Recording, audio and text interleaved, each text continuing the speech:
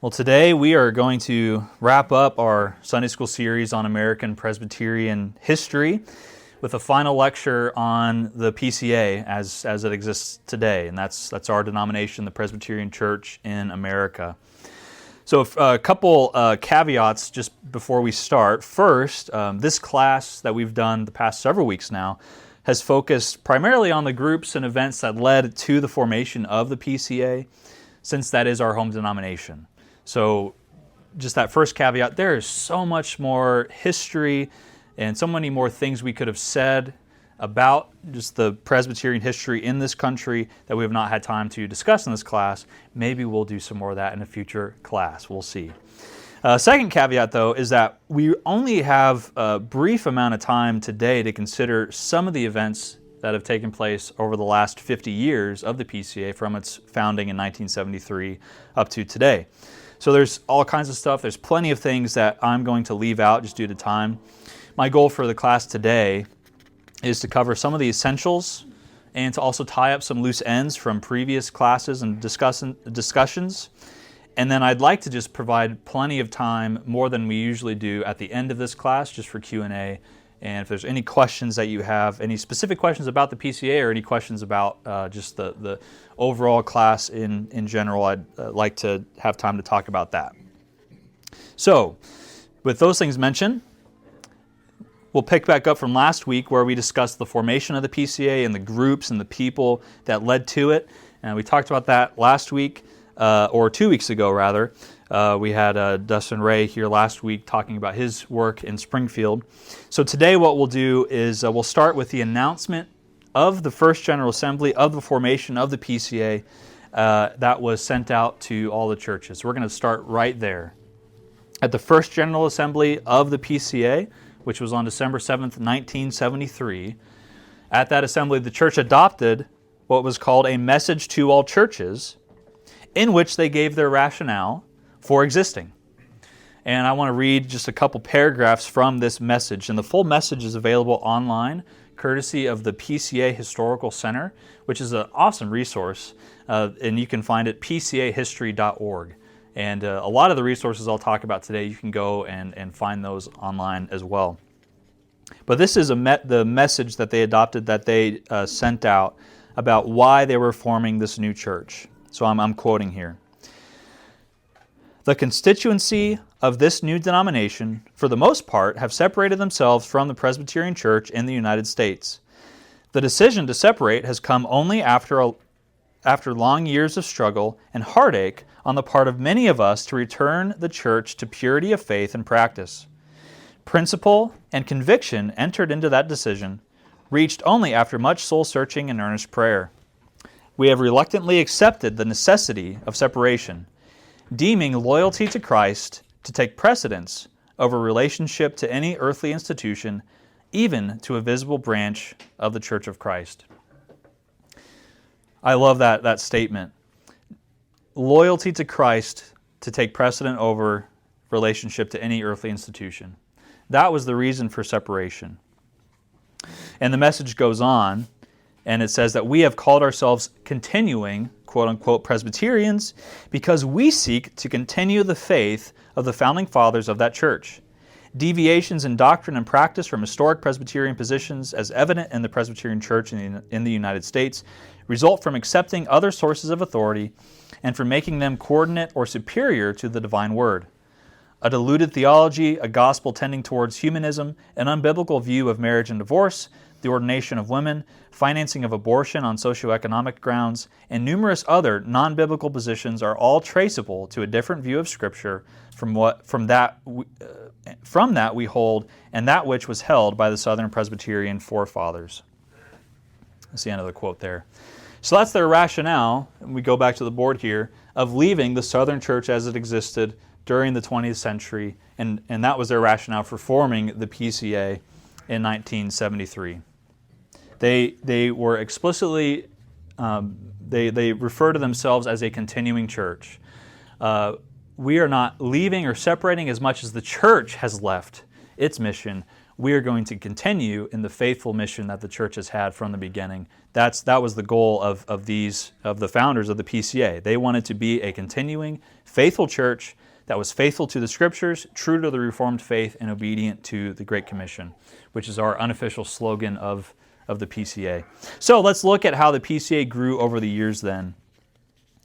In December 1973, at that first assembly, they had delegates that represented around 260 congregations that had a combined communicant membership of around 41,000 or so people. Those were who left the PCUS and gathered at Briarwood Presbyterian Church in Birmingham, Alabama, and they organized first as the National Presbyterian Church for 1 year, which later they became the Presbyterian Church in America, and that's what we're known as today. I mentioned this in previous classes, I'll mention it again, that in 1982 was one of the next major significant events that happened. And that's when the Reformed Presbyterian Church Evangelical Synod, or the RPCES, joined and received into the PCA. And technically this is not a merger. It's referred to as a joining and receiving. The RPCES joined the PCA received them. But the PCA Book of Church Order, its governing documents, its administration, the name, all of that remained unchanged. So it was a joining and receiving. And the RPCES was a group of congregations that existed that had some Covenanter and Seceder background, and we talked a bit about them in previous classes. These are other Scottish churches and immigrants that came over to the New World that were not directly tied with the American Presbyterian Church as it developed over the years. They had a separate existence, but they also went through their own mergers and went through their own separations, divisions, reunions. One of those groups that came from that was the RPCES. And they joined and were received into the PCA. So at the time of the 1982, at the time that this happened, the PCA, this is before these two bodies joined. So the PCA had 519 congregations, around 91,000 communicant members, and around 480 teaching elders or ministers. So that's up from where it started, just about less than 10 years earlier, from 260 churches with 41,000. Now they're at 519 with 91,000. The RPCES that same year had around 185 or so congregations, around 25,000 communicant members, and themselves had around 400 teaching elders or ministers. So effectively, the PCA nearly tripled in size over those 10 years as they had their own growth, and then they had this group of the RPCES churches joined with them. So in 1982 then, after this happened, they had 706 congregations with over 115,000 communicant members, 1,200 teaching elders or ministers. In addition to adding those congregations, the PCA also received Covenant College, which is in Georgia, just south of Chattanooga, and Covenant Theological Seminary, which is located in St. Louis. Those institutions were part of the RPCES, and then became part of the PCA, and that's our undergrad and seminary that's part of our denomination. That's not the only story of reunions and attempted mergers and things like that during this time. I've mentioned NAPARC before. NAPARC is the North American Presbyterian and Reformed Council, and the PCA belongs to that. NAPARC basically exists in hopes of one day maybe having some kind of formal union take place amongst the other conservative Presbyterian and Reformed churches. But at the very least, we have fraternal relations with several other denominations. One of those is the Orthodox Presbyterian Church. That you'll remember was that they came into existence from the northern branch during the 20th century, in 1936. But there is an attempted merger of the PCA and the OPC around the same time. That unfortunately fell short of happening. and for better or for worse. I won't get into all of that, but there are some differences, not very many on the grand scheme of things, very few differences compared to other traditions and churches outside of NAPARC. But I just wanted to mention that to you, that there continues to be fraternal relations with the other conservative Presbyterian and Reformed denominations. Well, what are some other things that happened in the 1980s? We need to mention this as well, and I have one on the board. So if you remember, the Northern Church united with some more liberal branches of churches that came from this same tradition, and they did that in 1958, and they have the United Presbyterian Church of the United States of America.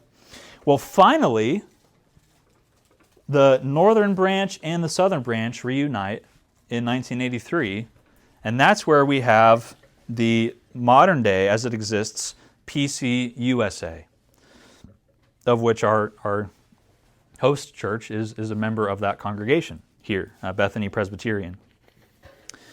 Right before that happened, and I'm not going to get into this, but just so you're aware of some of the other churches that exist out there, right before this union took place in 1981, there was a group of churches that left because they didn't want to see union take place, and some other reasons as well, and that's the Evangelical Presbyterian Church, or the EPC. Another group more recently formed in it started in 2010. I think it officially became a thing in 2012, a group which is called ECO, ECO, which is not an acronym, and what is probably the most confusing name, if I could say, of any churches like this. They are a covenant order of evangelical Christians with Presbyterian government, and they formed out of this PCUSA in 2012. And both ECO and the EPC are, I don't have their sizes listed, but they're in the 200 to 300,000 members, so similar in size to the PCA. But they would have more, they would allow for more than what we would allow for. They would have women's ordination. There would be some other issues that they would have more freedom on than what we would. So, in a lot of ways, this is just where's the dividing line for some of these congregations, and so women's ordination was a big one for the PCA, maybe not for the EPC, but in terms of LGBT support and things like that, that was a dividing line for them. So they split, and so on and so forth. So anyway, that gives you just an idea of where the PCA sits in terms of the modern day denominations. Let's look back to the PCA and consider how it dealt with some of the controversy and some of its own history. In previous classes, I mentioned and discussed how so much of the Southern racial discrimination and segregation had wedded itself to the conservative cause within the church. And I also mentioned how, as the PCA was forming, there were still certainly issues with that among the members of that young church. But that many of the ministers and elders in that young church had already begun to address some of these sins that the church had been complicit in. So I mentioned I wanted to return to that subject, and I want to do that today, provide just a brief overview of how the PCA has addressed the questions about race and racism over the years. And again, these sources I'm going to reference are all available on PCAhistory.org, on the PCA Historical Center's website. The first statement I want to mention is from the advisory committee that was held in August of 1973. So right before the First General Assembly, in December of 73, they had an advisory convention made up of the steering committee from these organizations, and that was made up of those elders and ministers who had been leading and steering the conservative cause over the past couple decades. At this convention, they did a lot of business to prepare themselves for that First General Assembly in a few months.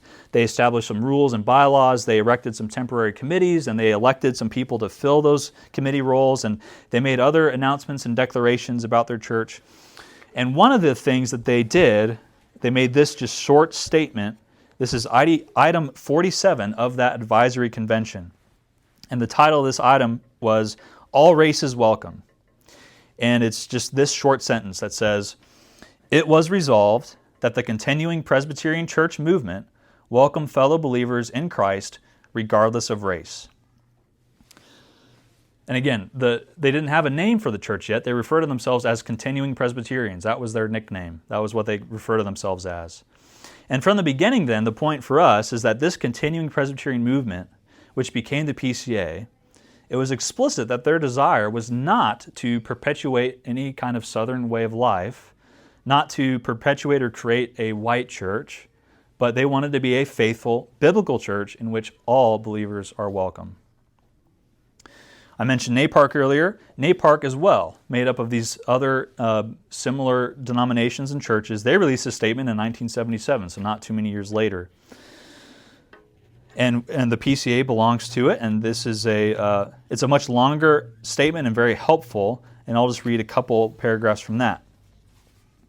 So this statement reads, "We are convinced that we as Reformed Christians have failed to speak and act boldly in the area of race relations. Our denominational profiles reveal patterns of ethnic and racial homogeneity. We believe that this situation fails to give adequate expression to the saving purposes of our sovereign God, whose covenant extends to all peoples and races. We are convinced that our record in this crucial area is one of racial brokenness and disobedience. In such a situation, the credibility of our Reformed witness, piety, and doctrinal confession is at stake. We have not lived out the implications of that biblical and confessional heritage which we hold in common with each other, with its emphasis on the sovereignty and freedom of grace, on the absence of human merit in gaining salvation, and on the responsibility to subject all of life to the lordship of Christ." And then it goes on to provide very helpful statements of confession of sin and of biblical understanding of mankind, of race, and of the church. Several other actions were taken by the PCA, especially in the 2000s and the 2010s regarding race and reconciliation. In 2004, a pastoral letter on racism was written and distributed. And in that letter, the authors gave rationale for writing this letter. And they said, we're writing this letter not because it is politically correct, I'm quoting now, or out of any pressure from outward society, but simply because it is our desire that the convicting and restoring power of God's grace in the gospel be applied to the manifestations of racial sin of which we ourselves are guilty, and that those who experience the negative effects of these sins might know the healing power of God's grace, that we who have been reconciled to God through Christ might become together a holy temple in the Lord, reconciled to one another by His Spirit. Then in 2016, an overture was also passed that commended this previous letter that I just read a portion of, including its own letter on the issue, and also included some corporate confession of sin regarding past and current sins around this issue. So again, these documents are all available online. There's more than I referenced today. I encourage you to take a look at them if you're interested. And personally, I find them helpful, and I'm thankful for them in addressing this issue. That was absolutely an issue over from the history of our church, from the Southern Church at the time, and also into our founding. But I'm thankful for them. So with that said then, let's spend some time thinking about how the PCA exists and how it works today. And some of this will be new to you. Some of this might be refreshing, what you already know, but I think it's always helpful just to consider this. And even as we're getting ready to meet again at the General Assembly, which happens every year, every June, so that's coming right up, where I'll be heading to Chattanooga, Tennessee, to attend the General Assembly in just about a month's time, a little less than a month. So let me talk a little bit about how the PCA works, and then we'll have some time for questions. So how does the PCA function? Well, there's 3 levels. This is just Presbyterianism 101. Why are we even doing all this? Why do we think it's worth all the effort and all the work? Well, there's 3 levels. There's the local congregations. Christ the King here in Joplin is one of those local congregations. And those congregations have teaching and ruling elders that oversee them, called the session. Then we have regional presbyteries that are made up of all the teaching elders and churches within a geographical area. Ours is, the presbytery is called Hills and Plains, and it involves our corner of southwest Missouri, also northwest Arkansas, and then the state of Oklahoma is all part of that presbytery. There's 87 presbyteries in the PCA at the moment. And then at the top level is the General Assembly, which is as the name suggests, it is the assembly of all the churches, all its commissioners, teaching elders, and ruling elders from the congregations and presbyteries. And this assembly meets once a year in June. And like I said, it'll be in Chattanooga this year, and it'll rotate around to try to hit the various parts of the country. So not everybody always has to travel so far to get there. But the work of the church then at the national scale is done through the General Assembly. So this assembly is made up of commissioners from all the congregations and presbyteries, and they come together to do the work of the church. And the way this work is primarily handled is through various committees and agencies made up of representatives elected by the assembly who then go and do the work and report back to the assembly. So let me walk through this. This might make some sense to you. It might make no sense to you. You know what? That's okay. Now we'll see what happens. I have no idea how this is going to go, but we'll see. So the assembly, our PCA General Assembly has 5 permanent committees. We have an administrative committee that supports the General Assembly, and it supports the other committees and agencies. It does all the administrative work, communications and needs. It plans and prepares for General Assembly itself.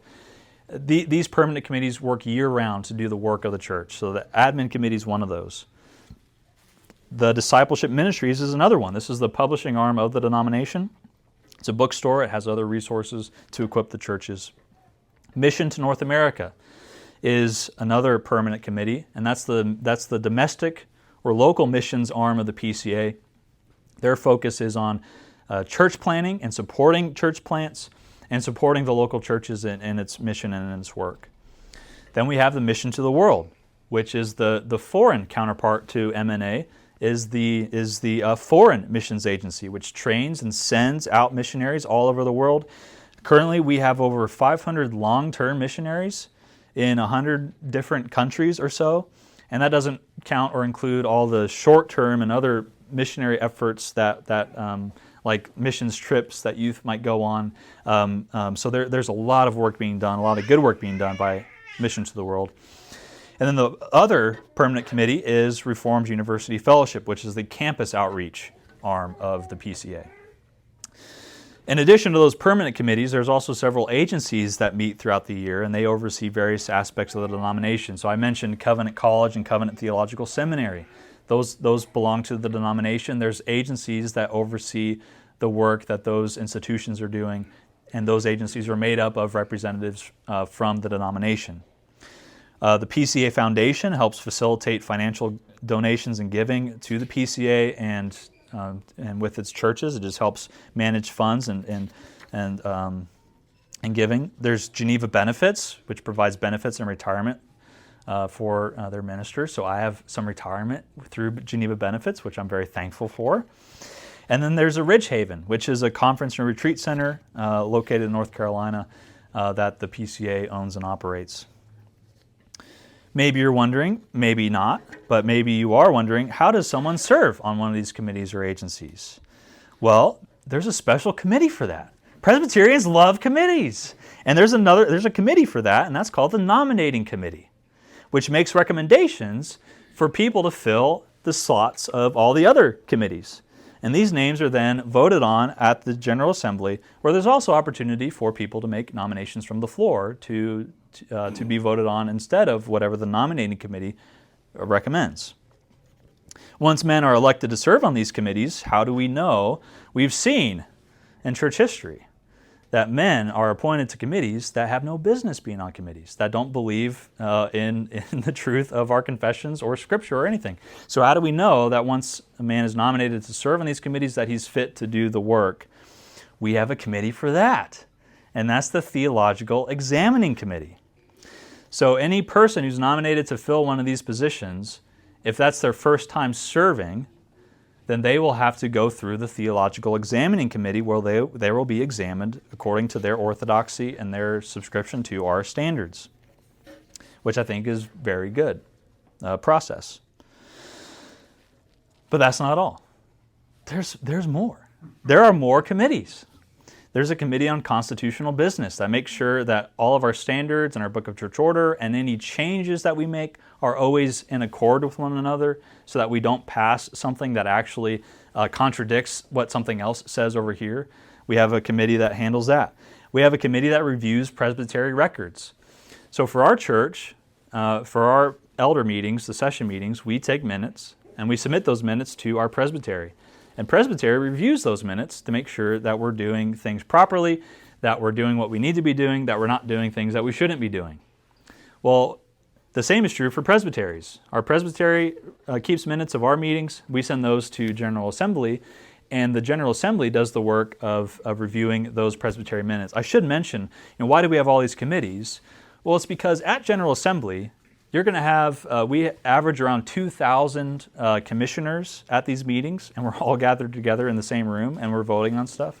How hard would it be for 2,000 people to try to review all these minutes all together? How hard would it be for 2,000 people to make decisions regarding missionary efforts or to make administrative decisions or things like that? That's why we have all these committees that then they go do the work. But then the work that they do gets reported, and then the General Assembly can review what they do. And I'm actually going to get to that in a moment. So we have RPR, a review of presbytery records. We have a committee that is responsible for interchurch relations. We talked about NAPARC.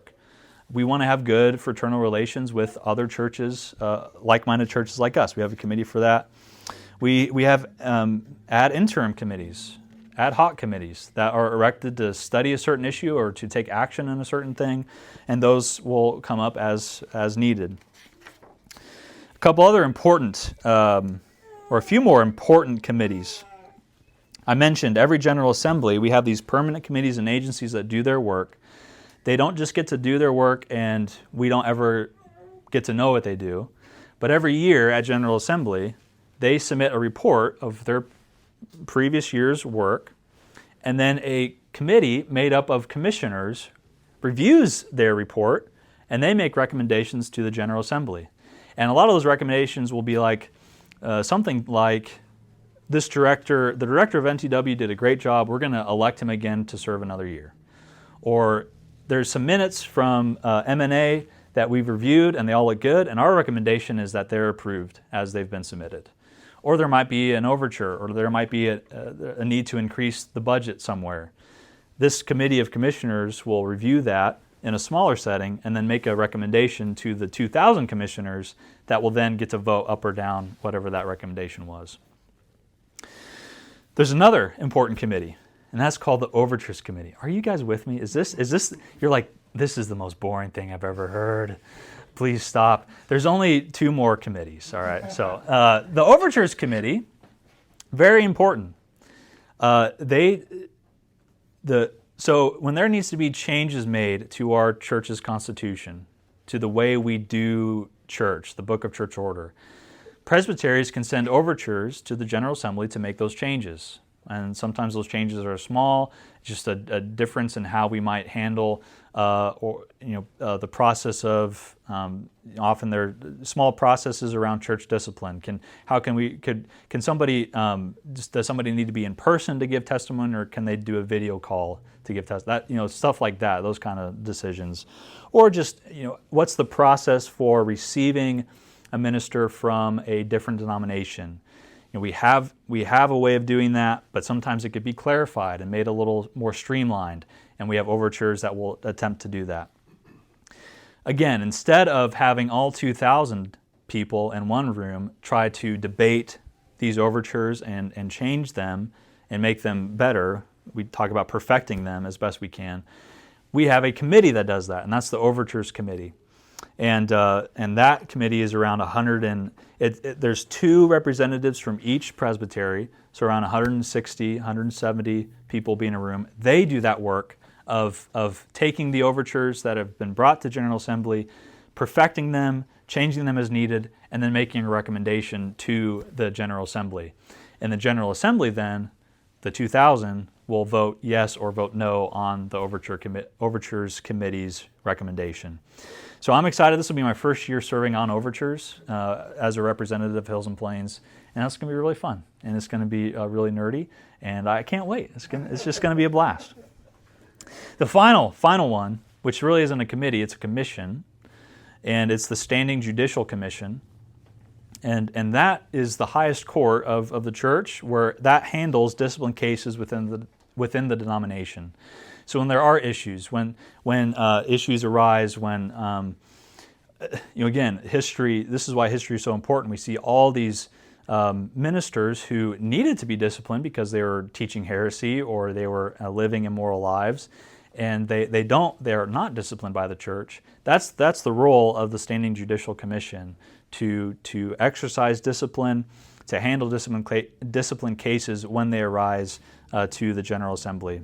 Much more we could say about that, but I do want to leave some time. So that was a lot just to throw at you, but I think it's interesting and fascinating just to learn some of the nuts and bolts of how our churches operate and function. So where are we today? As the PCA, we report statistics every year. It's self-reported. So these numbers are likely higher than what I'm about to read to you. But in 2023, we reported as having 1,645 churches. In 2024, we added 22 more churches. We also, in 2023, had 289 church plants, and we call them mission churches. We had 8 more mission churches in 2024. We added 62 new ministers or teaching elders. We had, in 2024, we had over 5,000 children make professions of faith in the church, and we had over 5,000 adults make professions of faith in the church, which is an increase from the previous year, which is so wonderful. We added around 7,000 new members into the church total. So our membership now officially is over 400,000. It's been close to 400,000 for the past few years, but now it's over officially. And again, these numbers are self-reported, so they are it's even likely higher than that. And I've seen estimates even 500 or 600,000 members if all the churches were to report their numbers, which you'll be happy to know our church does, because Craig Patterson is excellent and he is on top of things, and he always submits all our stuff on time. So I just find that very encouraging. We've been adding around that amount of 6,000 to 7,000 to 8,000 members every year, and whether that's adult professions of faith being brought into the church, children growing up making professions of faith in the church, it's just so wonderful. And I don't want. I'll just mention this, and it's not. I don't bring this up to take a victory lap by any means. The Presbyterian Church USA also released their numbers from 2024, where they had lost over 40, close to 50,000 members. And they continue to lose around 4.5 or so percent every year over year. So, it's only a matter of time. If the Lord blesses us, we continue to stay faithful and grow. And as the main line continues to dwindle, just by terms of size and membership, the PCA will probably around 10 years or so, I think. The PCA would overtake the main line as being the largest Presbyterian body. And I think that's something to... I don't want to revel in it, but I just want to praise God that He has kept us faithful for the past 50 years, and that we'd continue to pray that we would remain faithful for the next 50 years and rejoice in what God is doing in the PCA. So I'm very thankful for the PCA. We're not a perfect church by any means, but it's a great church to be a part of, and I'm glad we're a part of it. So I really hope this class just overall has been helpful to you, and I'd love to hear any questions. But that will wrap us up for this class. And just a reminder, we'll have the fellowship meal next week, and we'll take a break from Sunday school during the months of June and July, and we'll pick back up in August. So any questions?